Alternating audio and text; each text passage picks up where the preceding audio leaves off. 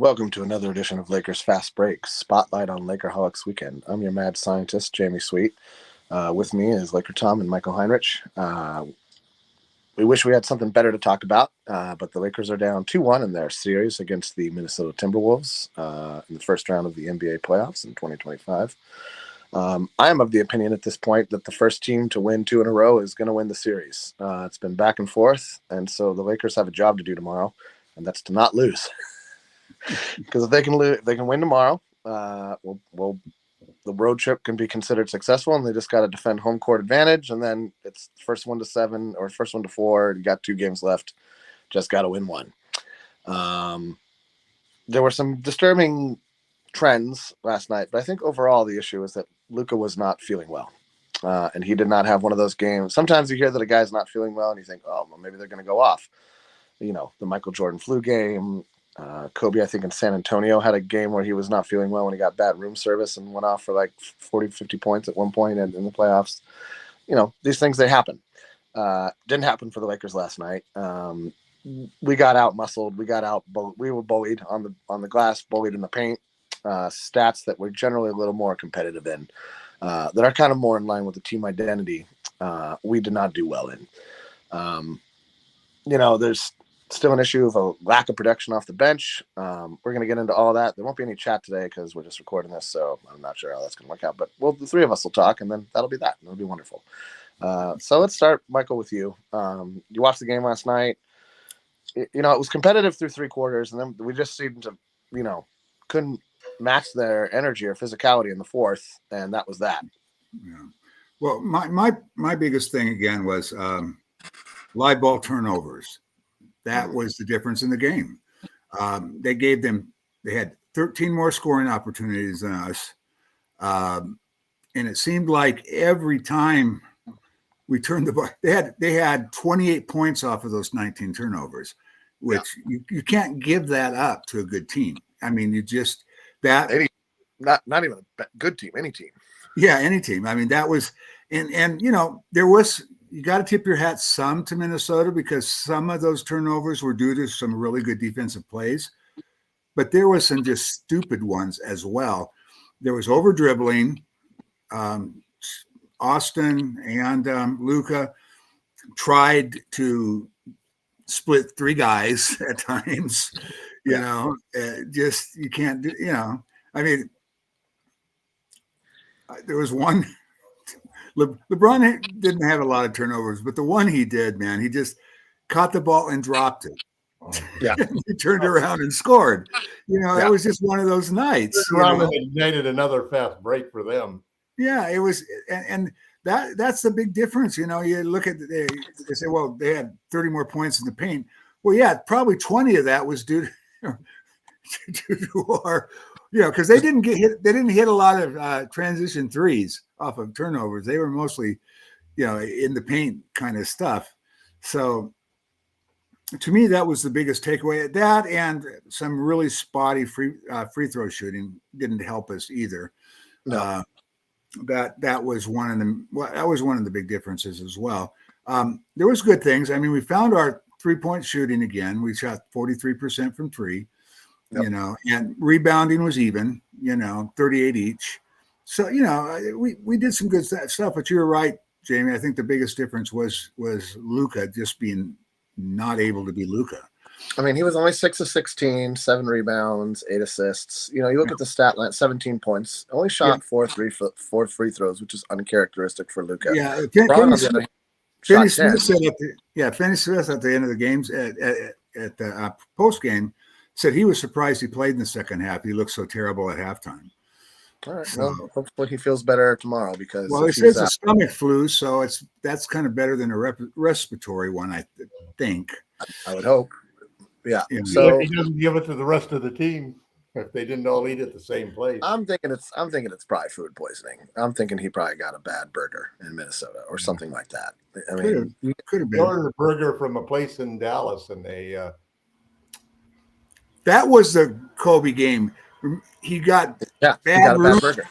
He got bad room service. That's what I'm saying. And they're saying that the conspiracy was it was on purpose. I mean, when you look at the stats, I'm looking at the box score right now. I'm looking at the side-by-side stats. They shot 7 more. They had 7 more field. No, I'm sorry. They had 20. They had 13 more field goals attempts than we did. They made 7 more of those. We actually hit more 3-pointers than they did, 17-13. We shot about the same percentage, 47% for us, 48% for them. They made 2 whole more free throws. We both shot 20. We shot 20. They shot 21. So that's fairly even. And when you look at the rebounds, it's actually 38-38. But I think that we were probably leading in the rebounds until the fourth quarter, and then they got a little more aggressive. I think that's when they did a lot of their damage in the fourth quarter. It's that turnover column, and we had 19 turnovers. The 19 turnovers is just inexcusable. And as you say, 28 points off of, and they had 21 fast break points probably as a result of that. So if we can cut that in half, this is suddenly a very competitive game. There were some just bonehead plays. I think Tom before the show started was talking about the 4-point play. Vando kind of accidentally gave up by missing a free throw, getting the rebound, losing the rebound. And it's like at one point you're like, great, fine, great. Oh, well, okay, whatever. And those kind of things, you can't overcome a lot of that on the road. You can't overcome in the playoffs. In the playoffs. I mean, I'm looking at, you don't look at Rui Hachimura's stat line often and think like, oh, this made or break us, but Rui with 3 turnovers is very uncharacteristic. And that's not only because he doesn't generally handle the ball a lot, or like he's usually the finisher of a play. I don't think they're going to make a tweak. We're playing Jackson Hayes for some reason for 9 whole minutes. I'm not sure why we're doing that. Tom, your thoughts on maybe making a lineup change and getting Jackson Hayes out and starting, one of Finney Smith or Vando. What really strikes me about this, and part of it is obviously the parity, the actual true parity between teams in the West. I mean, anybody really can beat anybody, and it's been surprising. Yes. But what really impressed me about this game was basically that I thought we really showed great resilience and heart coming back time after time after time. No, it was a hard fought game. But the moxie shown by Ant-Man and McDaniels and their whole team was just really impressive, because every time we came back, those young kids headed by a 23-year-old who had a spectacular game really just pushed and pushed and pushed until we fell apart at the end. Tom, I think that one of the problems we had in that fourth quarter was all the comebacks we had to make. Yep, we were all the energy that had to be expended to make those comebacks. We played the same thing as we played as hard as we did in game 2, and unfortunately we got outplayed. And we can, there's an excuse because Luka wasn't 100%, but at the same time, that's when Reeves was supposed to step up and he didn't step up. That's when Rui's supposed to step up and he didn't step up. Passing the ball to Vando in the middle of the court in the middle of the key is just the scariest thing in the world. They're good enough. They're really, what surprises me is that I actually think that Minnesota may be the toughest opponent that we could have had in the first round, because they have what we're trying to do, which is have a whole bunch of wings that are really long and athletic, and they are killing us with those long athletic wings. That's causing a lot of those turnovers that we're making. Yeah, well, that's the thing, is that they match up with our best lineup better than any other team. Yeah, because you got Ant-Man on Reeves. I would rather have Rudy out there. Yeah, you do better when Rudy's out there than when he's on the bench.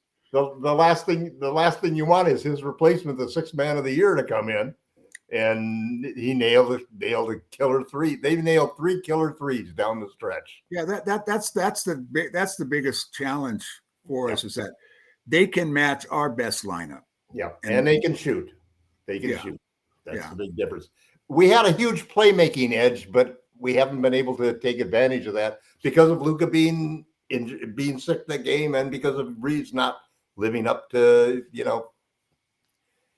And it again comes down like it always does to matchups, you know. So the good news is LeBron had a game.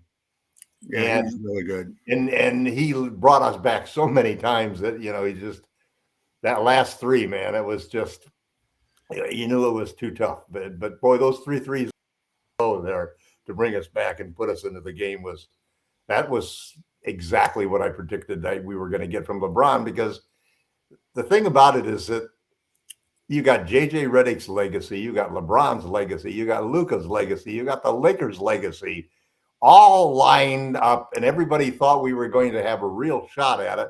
We came down the stretch run, and we ended up with almost a golden path to the finals, except for one little problem: the Minnesota Timberwolves and Anthony Edwards, man. You know what though? I mean, Anthony, he scored 29 points, right, which is great, but on 26 shots, I'll take that. I thought we did a pretty good job. It's the other guys. It's the other two that killed us. McDaniels was the guy. We just can't handle Randolph. Yeah. Well, he was okay. We were okay. It was McDaniels had 30 points. Daniels career high. It was a career high for him. He was the difference. I mean, like I said, if I'm fine if Edwards gets 29 on 26 shots every game, I'm okay with that. That means he's having to work really hard to get any. Yeah, he hit every clutch shot that he needed. Well, he hit it down the stretch. He did. That was impressive down the stretch, man. Yeah, but still, I mean, I'm okay with him getting 29 and 20 on 26. Yeah, I'm okay with that. That's fine. He's a superstar. You know, you can live with that. It's getting 29 on 16 that he's everything they hoped that John Morant would be. Yeah, well, John Morant got hurt yet again. So, yeah, you know, I mean, the guy, his athleticism is brilliant. At the same time, it's his downfall because he's a little guy. He gets above the rim and falls all the time. A long way down when you're out of control. Yeah. So yeah, he just does this maniac kind of stuff, and you know, he's one of those guys that, because of the style of play, he's going to probably constantly be hurt. You know, just because of the way he plays. So we'll see what happens there. You wonder. I haven't seen a final of the season on the whole injury situation, because it strikes me that this has been the biggest year that I can remember in having more serious injuries to top 100 players, you know, than I've ever seen before. Yeah. You know who's impressive right now in the playoffs is the Clippers. Yeah, I know. They are looking really, really tough. You know? Well, on top of it, I mean, they're matched up with a team that's fallen apart, you know. And yeah, but still, I mean, they completely blew them out, you know. They completely blew them out, but they are the Clippers, man. You got to remember, you can't forget. An important player will get hurt for the rest of the playoffs for them at some point. Yeah, I know. I found it very uncomfortable rooting for the Clippers, man. I can't root for the Clippers. I just can't do it. It's like rooting for the Celtics, man. I mean, you know, the basketball gods have punished LA Clippers for staying in LA because they always come down with a thunderbolt and hurt people. Yeah. I just hate that the owner of the other team is willing to spend whatever in the world he could, and doesn't give a damn about profits, whereas our little family unit. Yeah, but he can't spend more than us on players, you know. Sure he can. He does every year. Well, no, you can't. You can't just write checks anymore. Well, no, he's writing the checks, man. He's writing. No, he's not. Their payroll. The reason why they're better this year. They got down and they cut that. but we'll see. We'll see. Yeah, they didn't bring in back Paul George, which was the best thing they ever did. Yeah, I don't think they can beat OKC. I don't know who can for sure. Well, we could, but I don't think we're going to make it there. Well, we could. Not at the rate we're going. I mean, trade Reeves for McDaniels, and all of a sudden the Lakers have a championship caliber team. Have a center. Now, can you guys hear me? Can you hear me now? We've been talking about you all time. I know. No, my audio went out on my phone. You didn't hear us? Oh, that's a good thing. My audio went out on my phone, so I had nothing. I was like, what's going on here? So anyway, I'm not going to shut this down because I think it might shut the broadcast down. So anyway, I couldn't hear you guys. You couldn't hear me. It was fantastic. This is going great. We're doing about as well as the Lakers did. Yeah, right. Okay. Let's talk about the starting lineup. What options do we have? Well, I think we got to consider taking Jackson. To be honest, Joe has not had a good series either. Who? Jackson Hayes? No, Dorian Finney-Smith has not had a great series. He had a good game last night. He didn't shoot the ball a lot, but we haven't gotten anything from him and Gabe to the extent that we haven't. And part of it, I think, I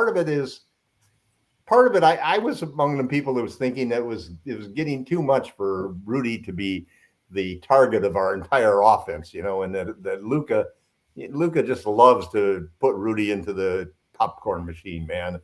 And that's not really the best thing that we can do when we're out there, to be honest. Well, ball movement has been a problem. It stalls it down, man. I mean, it's the one thing I hate about superstars.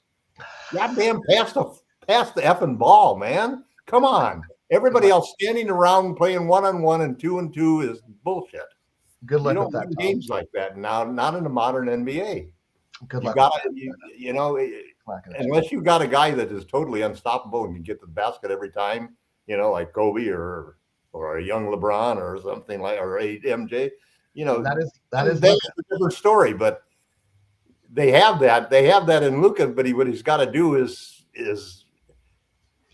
we can't spend 20 minutes. We're getting late into the offense every time.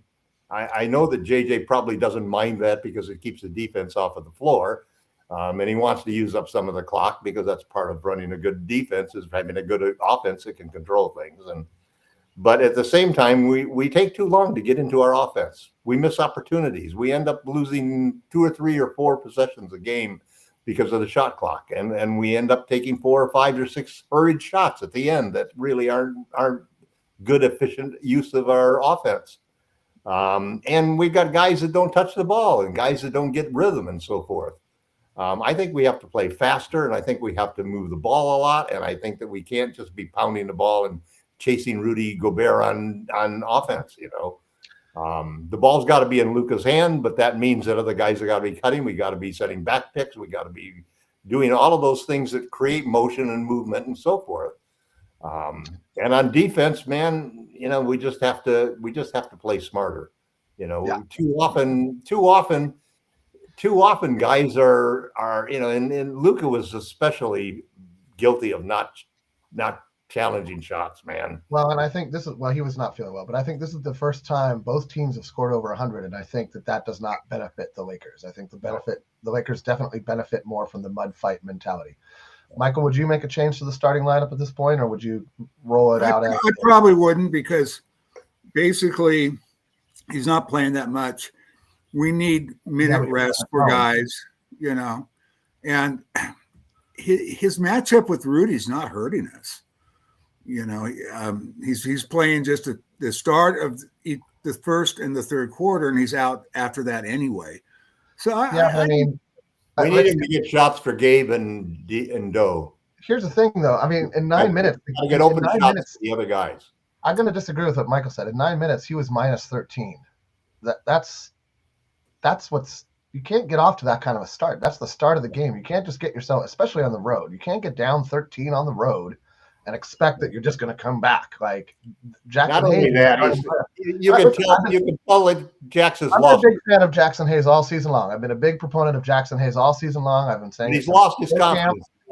But the playoffs and winning a playoff series isn't about like sticking to your guns and that's what Darvin Ham did. So if we were going to get all over Darvin Ham last season about being slow to adjust and slow to make changes and so on and so forth, we have to be equally critical of the coaching staff in this case, and that I don't think they're recognizing that those first 10 minutes with Hazen isn't. It might not be like sealing the deal, but it's not getting off on the right foot. And on the playoffs, in the playoffs on the road, you don't have the luxury of hoping it. Well, here's the deal, though. Here's the deal, though, Jamie. Finney Smith is the guy that we bring in. He's the guy that would start. He had 39 minutes already coming off the bench in the last game. I think there's other things you can look at. I think you can look at Goodwin, who was very positive in his. I'd actually look at Dalton. We need more athleticism and we need some firepower. Dalton Connect might be an interesting person to get those extra minutes. It's possible. Who else has the potential to come in and give us? I would look at a higher energy lineup, and I would put Vando in the starting lineup and start Rui at the 5. I would only take out Hayes. Vando in the starting lineup because First off, Vando has not had the kind of defensive impact in this series that everybody expected him to have, and there's been too many lapses where. No, but I think he's kind of in the same boat as he and Vincent and Jackson Hayes are all in the same boat. Their minutes are down big in the playoffs, and it's because they can't hold their own on the offensive end. I mean, no matter how well their defense is in the case of Vando. Isn't that kind of the coaches and the superstars' fault? The guys who have the ball in their hands all the time. Like, this is what I guess what I'm saying is that it's more about, for me, it's more about we need to put LeBron and Luka in the best chance to succeed. Luka, we don't have a bunch of Stephs running around that that you can get the ball. No, I'm not saying that's not what I'm saying at all. I'm not screening guys and a non-shooter on the court. That's nothing what I'm trying to say at all whatsoever. Incredibly, what I'm saying is that you want to put your best players in the best chance to succeed. And if Luka can't make the lob game happen with Jackson Hayes, and he's not rebounding, which he's not, and he's not playing great defense, which he's not, he shouldn't get minutes. Why? This is my point. I'm not trying to. Again, I've been a big proponent of Jackson Hayes all season long, but he hasn't shown up. But this isn't the series for him, and you have one game left to figure it out. Yep. And it's the first team to win 2 in a row. And if Minnesota wins 2 in a row and they win at home tomorrow, we're coming back to LA with a must-win situation, clearly, because we'll be down 3-1. But I don't know how this.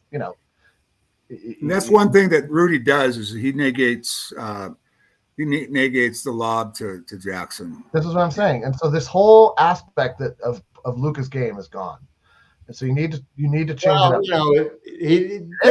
Think about what Michael just said there. How can he neutralize the lob when Luka's drawing him outside and has got him one-on-one at the top of the key? It's somebody else who's neutralizing Jackson Hayes, and a big part of that is Jackson Hayes neutralizing himself. They haven't been able to get a lob to him, Tom. I'm not saying whose fault. That's for the coaching staff to decide. I'm just saying, as an outsider looking in, if I'm going to make a change, the change is not my change. That's not the change that I'm going to make, which is to try to get Jackson Hayes some baskets. I mean, they have three options. They have 3 options. They can go smaller with like a Goodwin or a Connect. Connect's just going to get annihilated, though. It's not. I mean, he's just going to get picked on the other end. They're going to stick him out on the other end. He's going to get Connect and shoot. Connect and score. We need somebody.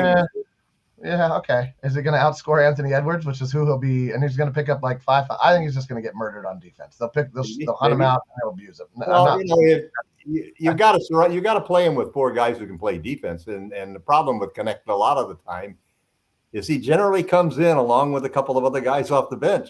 One of the things that's always interesting experiment for a coach, and I did this a lot in youth basketball, which is you take a kid who's got talent and is a little bit raw, but you always put him with 4 other starters, 4 guys who are veterans who know what they're doing. And that player gets a much better opportunity to shine and to gain confidence and to really become part of the rotation. We have to gamble at this point in time, and we need points. We need somebody who can shoot. He's the best shooter on the team. He's the best. Yeah, what I've seen from him in the playoffs has not been encouraging. Shitty defender, I agree. But surrounded with 4 other guys who can defend. But you're not going to be a good shot for us. But you're not going to be doing that if you're starting him. You're already playing with Reeves and Luka. Now you got Reeves, Luka, and Connect. You're really putting yourself in. This is my point. Like, well, maybe put him in a 6-man and bring him in when the other people are starters.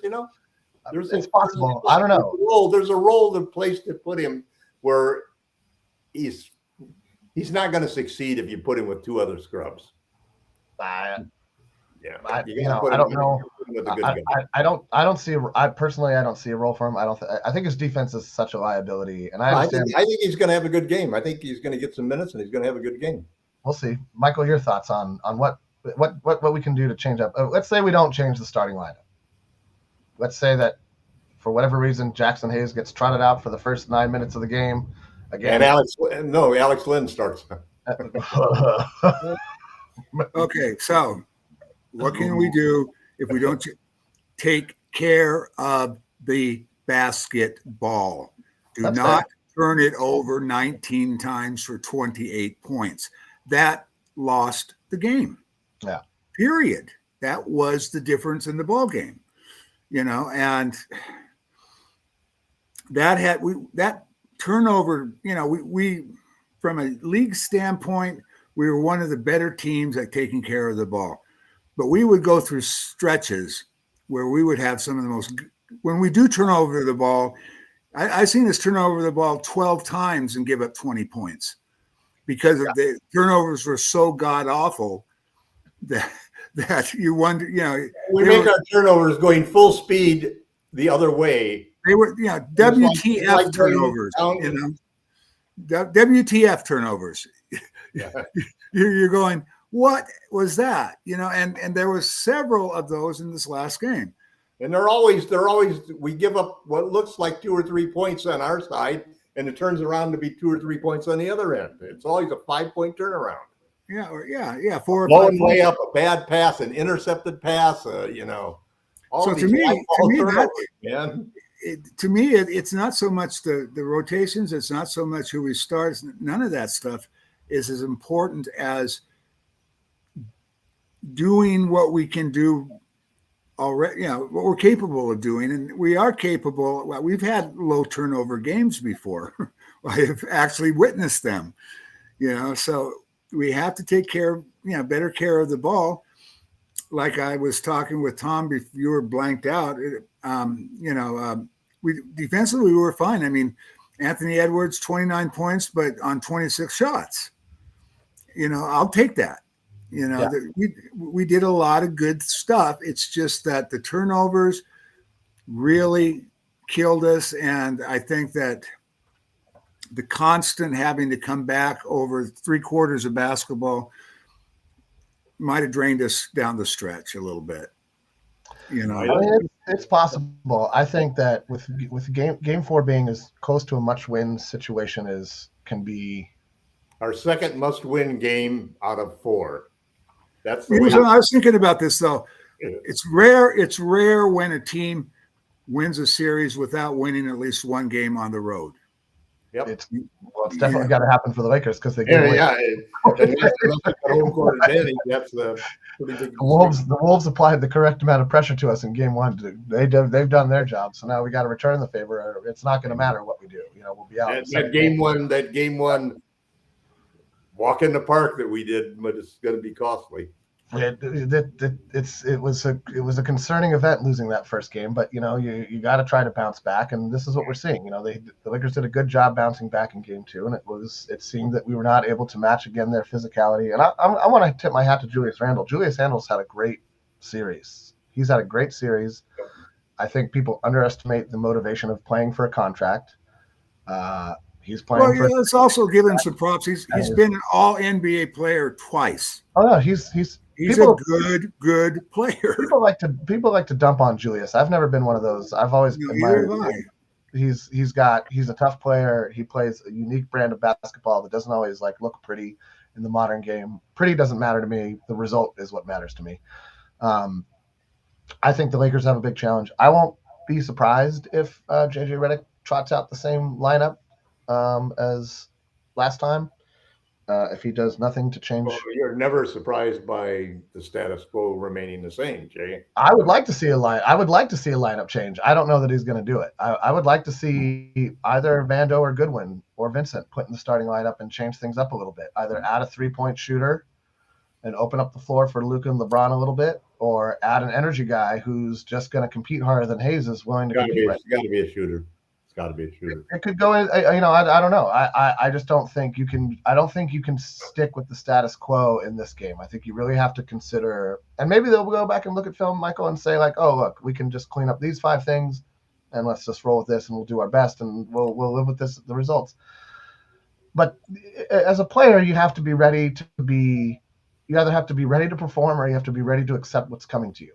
And so if you're worried about knocking Hayes off of whatever confidence perch he's on, that's on Hayes. Like, you got to be a pro. That's on Jackson Hayes. Jackson Hayes has got to show that he's ready to take that he can be a professional, that this is part of being a professional. JaVale McGee and Dwight Howard were great examples of, like, these are two, Dwight Howard's a defensive Hayes will get minutes off of the bench is what I predict. He might, but that's what I mean. I don't think he'll shut him down completely. I think he'll say, you're going to come off the bench and I think in this series everybody's either as tall as him and weighs more, or is as tall as him and equally fast, and so he has no advantage.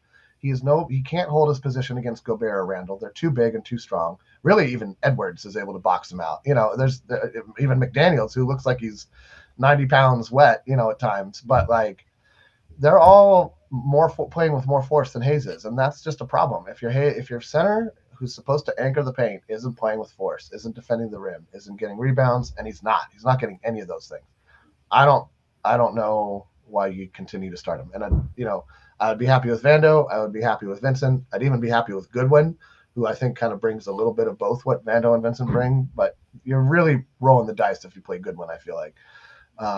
The good thing about Goodwin, he's a hell of a rebounder, though. I know. This is what I'm saying. Like, you have to put in somebody who's going to, like, tilt something. It can't just be like, I don't. The tilt has to be shooters for LeBron and for Luka to get the ball. I feel like that's why if they were to do any lineup change, it would actually be to add Vincent and move LeBron or Rui to the 5.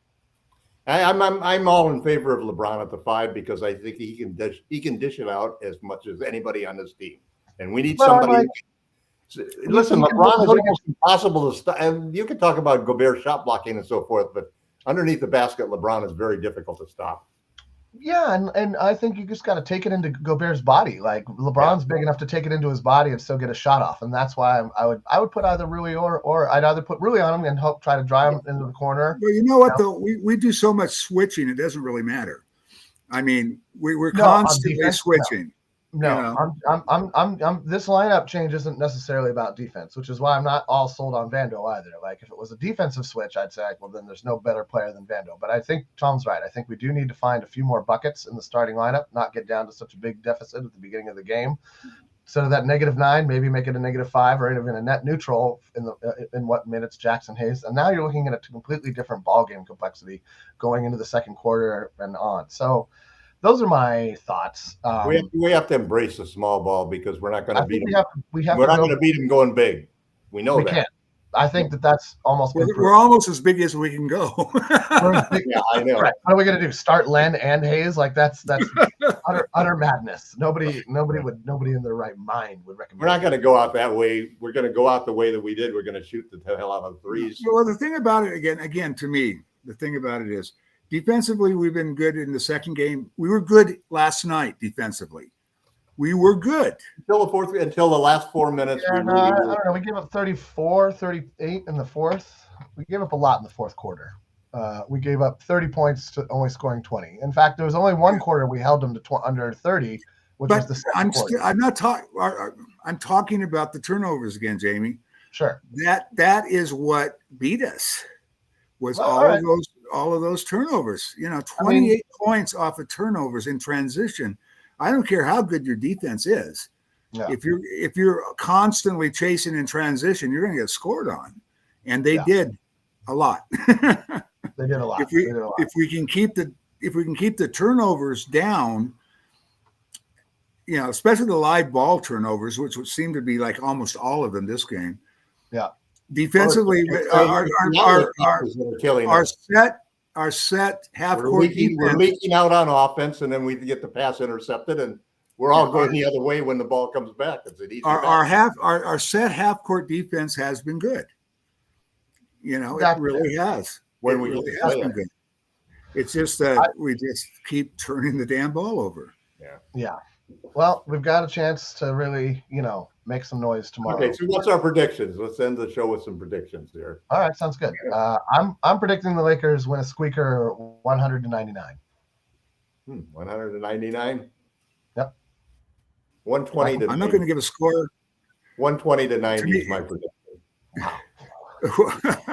my thing is 120 Lakers 90. Sorry. No, 120 to 90 Lakers win. Let me see if there's a report on Luca's flu before I make a prediction. No, we're not going to. If Luca sent his special chicken salad, chicken soup over to the entire Minnesota team, and word is that everybody is all of a sudden suddenly sick. If Luca is 80%, we're going to win. I think we'll win. He wasn't even 80%.